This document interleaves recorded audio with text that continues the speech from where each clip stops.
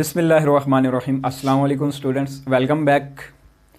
आज फिर एक न्यू लेक्चर के साथ जो कि बायोलॉजी क्लास 10th से है, केमिकल कोऑर्डिनेशन। बड़ा ही इंटरेस्टिंग और इम्पोर्टेंट सा टॉपिक है, बहुत ही जो है ना इंजॉयफुल टॉपिक है। Chemical coordination. Chemical coordination basically हमारे पास एक बॉडी का बहुत ही इम्पोर्टेंट जो है ना एक मैकेनिज़्म है, जिसमें हमारी बॉडी जो है ना कोई भी अगर स्टिमुलस को डिटेक्ट करती है और उसके अगेंस्ट अफेक्टर्स पर जो है ना कोई भी यानी रेस्पॉन्स लेना हो, तो उसको रेगुलेट करने के लिए केमिकल वे से यानी केमिकल्स तरीके से रेगुलेट करने के लिए, कोऑर्डिनेट करने के लिए जो यानी प्रोसेस या तरीका यूज़ करती है वो है केमिकल कोऑर्डिनेशन। इसके मुकाबले में हमारे पास नर्वस कोऑर्डिनेशन भी मिलता है, जिसके अंदर हमारे पास नर्व इम्पल्स और न्यूरॉन्स इन्वॉल्व होते हैं। तो दोनों में डिफरेंस क्या है कि उसके अंदर नर्व इम्पल्स होती है, यानी नर्वस सिस्टम के अंदर नर्व इम्पल्स होती है, और केमिकल कोऑर्डिनेशन के अंदर जो है ना हमारे पास हार्मोन्स होते हैं। जो केमिकल्स होते हैं बेसिकली उनका स्पेसिफिक नाम होता है, जो कि हार्मोन्स होते हैं जो इस चीज़ को यानी रेगुलेट कर रहे होते हैं। तो केमिकल कोऑर्डिनेशन को देखते हैं। केमिकल कोऑर्डिनेशन आगे जो है ना बेसिकली दो टाइप्स के अंदर डिवाइड है, जिसके अंदर हमारे पास एक है एंडोक्राइन सिस्टम है। एंडोक्राइन सिस्टम के अंदर एंडोक्राइन ग्लैंड्स आ जाते हैं, और एक दूसरा होता है जिसको हम एक्सोक्राइन सिस्टम भी बोलते हैं, जिसके अंदर एक्सोक्राइन ग्लैंड्स आ जाते हैं। दोनों के अंदर डिफरेंस है। एंडोक्राइन ग्लैंड्स के अंदर हमारे पास बेसिकली मेन ग्लैंड्स हैं बॉडी के, और एक्सोक्राइन सिस्टम के अंदर भी कुछ ग्लैंड्स आ जाते हैं, लेकिन ये एक्सोक्राइन ग्लैंड जो है वो एंडोक्राइन ग्लैंड से थोड़ा सिंपल है, थोड़ा सा यानी बॉडी के अंदर लेस है। तो पहले एक्सोक्राइन ग्लैंड को देख लेते हैं क्या है। एक्सोक्राइन ग्लैंड सिस्टम के अंदर ऐसे ग्लैंड्स होते हैं जिनकी सिक्रेशंस जो है वो यानी हार्मोन्स की जो सिक्रेशन है, प्रोडक्शन है, वो कहाँ पे होती है? इनटू द डक्ट के अंदर। मीन्स कि इसके अंदर वो ग्लैंड्स आ जाते हैं जो अपनी सिक्रेशन तो करते हैं, बट वो अपनी सिक्रेशन को कहाँ पे डिलीवर करते हैं, कहाँ पे ट्रांसपोर्ट करते हैं? By the help of ducts, यानी नालियाँ होती हैं उनकी। तो ये बेसिकली हमारे पास डक्टेड ग्लैंड भी हम इसको कह सकते हैं, या डक्टेड सिस्टम भी हम इसको कह सकते हैं। तो अगर हम इसकी एग्जाम्पल को देखें तो हमारे पास है एक sweat gland. Sweat gland basically क्या करते हैं? स्वेट प्रोडक्शन करते हैं, जो कि स्किन के अंदर हमारी प्रेजेंट होते हैं, और स्किन के अंदर बहुत ही माइक्रोस्कोपिक किस्म के जो है ना बेसिकली पोर्स होते हैं, और वो उन पोर्स के ज़रिए जो है ना स्वेट ग्लैंड के अंदर प्रोडक्शन होती है, और वहाँ से जो है ना वो बॉडी से आउट जो है ना वो रिलीज़ हो जाते हैं। अगर हम कोई दूसरी एग्जांपल देखें, जैसे हमारे पास है पैंक्रियाटिक जूस। पैंक्रियाटिक जूस के अंदर हमारे पास जो सिक्रेशंस होती हैं वो basically in the form of enzymes होती हैं, जो कि पैंक्रियाज से सीक्रेट होती हैं, और कहाँ से किस वे से जो है ना वो इनटू द ड्यूडेनम यानी स्मॉल इंटेस्टाइन का जो पार्ट है ड्यूडेनम, उसके अंदर प्रोडक्शन कहाँ पे होती है? पैंक्रियाज के अंदर। रिलीज कहाँ पे होते हैं? टारगेट कहाँ है उनका? ड्यूडेनम, जो कि स्मॉल इंटेस्टाइन का पार्ट है। By the help of bile duct, common bile duct भी हम इसको बोल सकते हैं। तो ये एक नाली सी होती है जिसके ज़रिए से जो है ना ड्यूडेनम के अंदर जो है ना इसकी सिक्रेशन बेसिकली वो डिलीवर होती है। तो इस तरह से एक्सोक्राइन सिस्टम जो है ना हमारे पास डक्टेड सिस्टम होता है, और इसके अंदर जो है ना वो जो सिक्रेशंस होती हैं उनको हम हार्मोन्स नहीं कहते, बल्कि उसमें हम स्पेसिफिक, जैसे अगर हम स्वेट ग्लैंड की बात करें तो वो स्वेट की प्रोडक्शन करता है। पैंक्रियाज की बात करें तो वो पैंक्रियाटिक जूस के अंदर जो एंजाइम्स होते हैं उनकी प्रोडक्शन करता है। जो पैंक्रियाज है बेसिकली ये एक्सोक्राइन सिस्टम में भी आता है और एंडोक्राइन सिस्टम में भी आता है, दोनों तरह से ये काम करता है। इसका जो दूसरा फंक्शन है एंडोक्राइन सिस्टम में, वो भी हम जब स्टडी करेंगे तो उसमें भी हम देख लेंगे कि उसमें इसका क्या फंक्शन है। तो एक सिंपल सा एक्सोक्राइन सिस्टम था। अब हम देखते हैं कि जो एंडोक्राइन सिस्टम है वो किस तरह का है।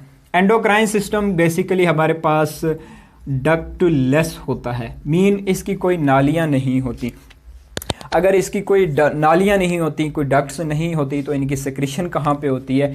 इनकी सिक्रीशन जो है वो डायरेक्ट ब्लड के अंदर होती है, डायरेक्ट इनटू दी ब्लड होती है। मेन के अपनी सिक्रीशन की फॉर्मेशन करते हैं, प्रोडक्शन करते हैं और डायरेक्ट ब्लड के अंदर जो है ना उसको डिलीवर करते हैं और ब्लड के ज़रिए वो सिक्रीशन टारगेट सेल पे या टारगेट टिश्यू पे जाके पहुंचती है।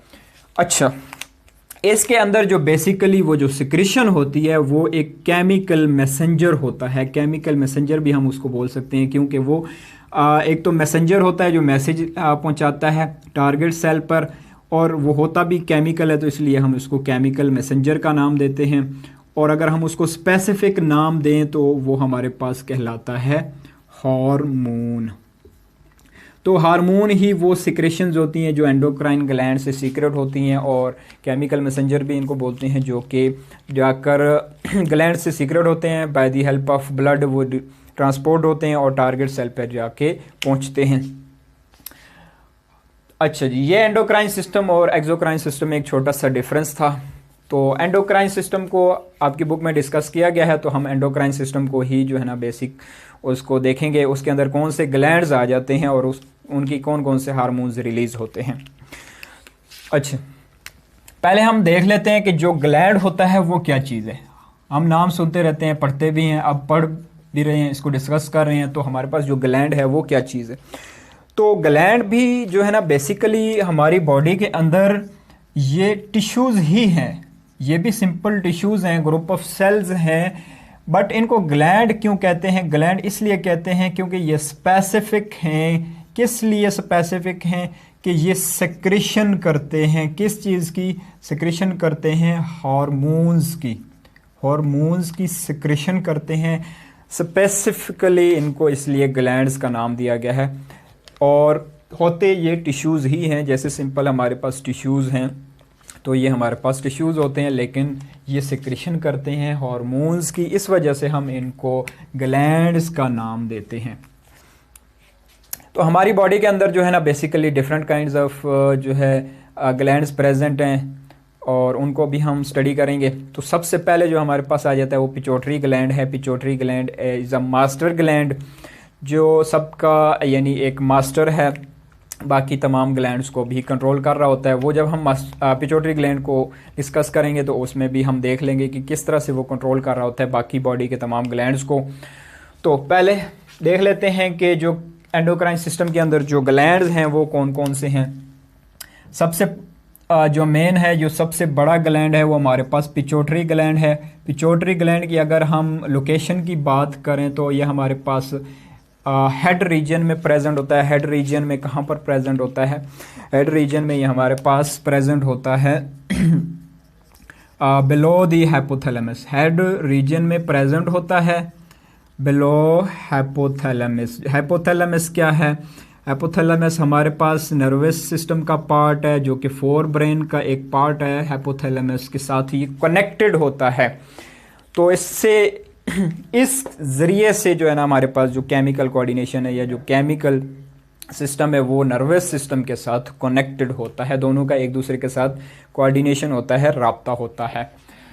तो अच्छा, दूसरा हमारे पास होता है थायराइड ग्लैंड। थायराइड ग्लैंड हमारे पास जो है ना बेसिकली नेक रीजन के अंदर प्रेजेंट होता है। थायराइड ग्लैंड कहाँ पर प्रेजेंट होता है? हमारे पास नेक रीजन के अंदर प्रेजेंट होता है। पिट्यूटरी ग्लैंड भी थायराइड ग्लैंड को कंट्रोल कर रहा होता है। इसके साथ ही जो है हमारे पास थायराइड ग्लैंड के साथ एक पैराथायराइड ग्लैंड भी होता है, उसकी भी कुछ सेक्रेशंस होती हैं, उसको भी हम डिस्कस करेंगे। और इसके बाद अगर हम देखें तो हमारे पास एड्रीनल ग्लैंड्स होते हैं। एड्रीनल ग्लैंड्स कहाँ पे प्रेजेंट होते हैं? एड्रीनल ग्लैंड हमारे पास जो है ना वो अबव दी किडनीज प्रेजेंट होते हैं, यानी किडनीज के ऊपर प्रेजेंट होते हैं। इनके भी कुछ फंक्शंस होते हैं रिलेटेड टू दी किडनीज। ठीक हो गया, ओके। फोर्थ वन इज हमारे पास जो पेंक्रियाज है। पेंक्रियाज मैंने आपको बताया है कि ये एक्सोक्राइन ग्लैंड भी है, एक्सोक्राइन ग्लैंड में वो कुछ अलग तरह से सिक्रेशंस करता है, और एंडोक्राइन ग्लैंड के जब एक्ट करता है तो वो कुछ और तरह से सिक्रेशंस करता है, तो हार्मोन्स रिलीज़ होते हैं, वो भी हम देखेंगे। और इसके बाद हमारे पास जो है वो है जो गोनेड्स हैं, बेसिकली मेल एंड फीमेल जो गैमीट्स प्रोडक्शन में हेल्प करते हैं, ये वो हैं। अच्छा, एक और ग्लैंड होता है जिसको आपकी बुक में डिस्कस नहीं किया गया, वो ग्लैंड बेसिकली कहलाता है थाइमस। थाइमस एक ग्लैंड है जो कि प्रेजेंट होता है अबव दी हार्ट, जहाँ पे आपका चेस्ट कैविटी के अंदर हार्ट प्रेजेंट होता है। हार्ट के ऊपर एक ये जो आपका दो लंग्स के दरमियान का जो गैप मेडिस्टिनम कहलाता है, यहाँ पर आपका थाइमस ग्लैंड प्रेजेंट होता है। और ये आपका मतलब इस तरह से प्रेजेंट होता है कि ये एडल्ट्स के अंदर बिल्कुल प्रोमिनेंट नहीं होता, तो नज़र नहीं आता, लेकिन इसका बहुत बड़ा रोल होता है इन द इम्यूनिटी। जो आपके टी लिम्फोसाइट्स हैं वो यहाँ पे होते हैं। तो आपकी बुक में इसका जिक्र नहीं है, तो मैं इसको डिस्कस नहीं करूँगा। तो ये सारे जो है ना ग्लैंड्स आपके एंडोक्राइन सिस्टम के अंदर आते हैं। अब थोड़ा सा देख लेते हैं कि हार्मोन खुद एक केमिकल क्या चीज़ होती है। हार्मोन क्या चीज़ होती है हमारे पास? हार्मोन एक केमिकल होता है, मीन के एक लिक्विड फॉर्म में होता है, एक फ्लूइड फॉर्म में होता है। इसकी जो कंपोजिशन होती है वो केमिकल होती है, मतलब केमिकल ही होता है, जो कि इन नेचर प्रोटीन्स भी होते हैं कुछ हार्मोन्स, और कुछ हार्मोन्स अमीनो एसिड के भी होते हैं, कुछ हार्मोन्स हमारे पास जो है ना पॉलीपेप्टाइड्स भी होते हैं। और आप सोच रहे होंगे कि ये पॉलीपेप्टाइड, अमीनो एसिड और प्रोटीन्स ये तो सारी एक ही चीज़ें हैं। हाँ, एक ही चीज़ें हैं, बट इनमें थोड़ा सा डिफरेंस होता है। और कुछ हमारे पास जो हार्मोन्स होते हैं, मैं आपको चलो समझा ही देता हूँ। कुछ हमारे पास जो है ना वो अमीनो एसिडिक होते हैं, अमीनो एसिड हार्मोन्स होते हैं। दूसरे हमारे पास पॉलीपेप्टाइड होते हैं, पॉलीपेप्टाइड हार्मोन्स होते हैं। Third one is protein in nature होते हैं। और जो फोर्थ वन हमारे पास है वो स्टीरॉयड इन नेचर होते हैं। इसका आपकी बुक में जिक्र नहीं है, ये आपके लिए एक एक्स्ट्रा इन्फॉर्मेशन है।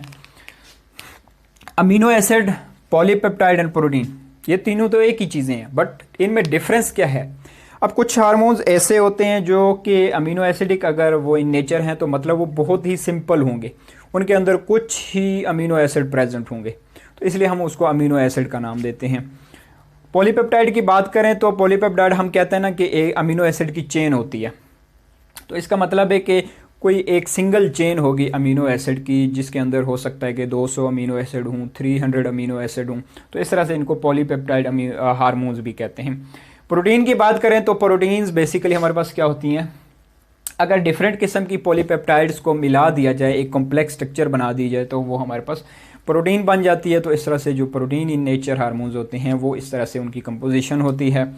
और जो स्टीरॉयड्स होते हैं, स्टीरॉयड्स बेसिकली हमारे पास इन नेचर ये लिपिड्स होते हैं, लिपिड मॉलिक्यूल्स होते हैं, लिपिड मॉलिक्यूल्स भी होते हैं। और कुछ हमारे पास जो है ना वो कोलेस्ट्रॉल मॉलिक्यूल्स भी होते हैं।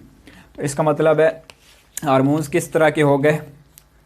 प्रोटीन इन नेचर वाले भी होते हैं और हमारे पास लिपिड इन नेचर वाले भी हार्मोन्स होते हैं। तो आज हमने एक सिंपल सा टॉपिक डिस्कस किया, केमिकल कोऑर्डिनेशन, उसके अंदर जो एंडोक्राइन सिस्टम आता है और उसके जो सिंपल से ग्लैंड्स हैं, आज हमने उनका ओवरव्यू देखा।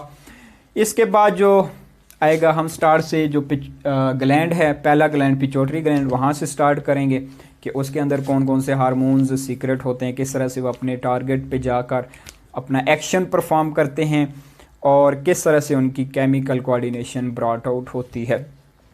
तो उम्मीद है स्टूडेंट्स आपको क्लियर हो गया होगा। तो आज के लिए इतना ही। अल्लाह हाफिज़।